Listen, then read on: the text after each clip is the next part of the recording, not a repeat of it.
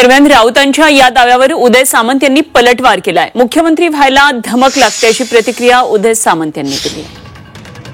तर शिंदेंची बदनामी करण्याचा हा राऊतांचा प्रयत्न असल्याचं उदय सामंत यांनी प्रतिक्रिया दिली आहे। संजय राऊत हे अंतर्ज्ञानी आहेत, हे आज कळलं। दिल्लीमध्ये महाराष्ट्राच्या विकासावर चर्चा झाली असल्याचा दावा उदय सामंत यांनी केलाय आणि मुख्यमंत्री व्हायला कुवत लागते असंही त्यांनी म्हटलंय।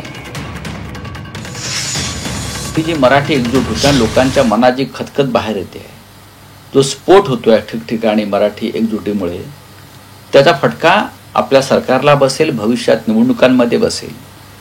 विधानसभा आणि लोकसभेचं चित्र वेगळं होतं, तेव्हा आपण घोटाळे करून निवडणुका जिंकू शकलो, काही त्यांनी जी काही शब्द वापरले अनेक माध्यमातून, पण हा फोर्स हा असाच राहिला तर उद्या आपल्याला भविष्यामध्ये आणि वर्तमानामध्ये अनेक अडचणींना तोंड द्यावं लागेल। म्हणून मला मुख्यमंत्री करा, मी हे सगळं मॅनेज करू शकतो, वाटल्यास मी तुमच्या पक्षात येतो, अशा प्रकारचा प्रस्ताव हा शिंदेने पुन्हा एकदा ठेवलाय। मी पुन्हा एकदा म्हणतोय, याआधी सुद्धा या विषयावर मी आमच्या सामनातून आणि माझ्या स्तंभातून सविस्तर लिहिलंय।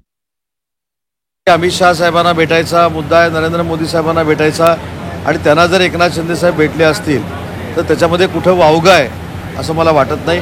दुसरी महत्त्वाची गोष्ट की ज्या पद्धतीनं मुख्यमंत्री पदासाठी एकनाथ शिंदे साहेब भेटले हे सांगण्याचा काही केविलवाणा प्रयत्न काही लोक जे करत आहेत, त्यांना हे देखील मला सांगायचं आहे की पहिलं मुख्यमंत्री व्हायला कुवत देखील असावी लागते, धमक देखील असावी लागते, नुसतं बोलून काय होत नाही। त्याच्यामुळं मुख्यमंत्री पदासाठी एकनाथ शिंदे साहेब अमित शाह साहेबांना भेटले अशा पद्धतीची लोक जी बोंबाबोंब करत आहेत त्याच्यामध्ये काहीही तथ्य नाही।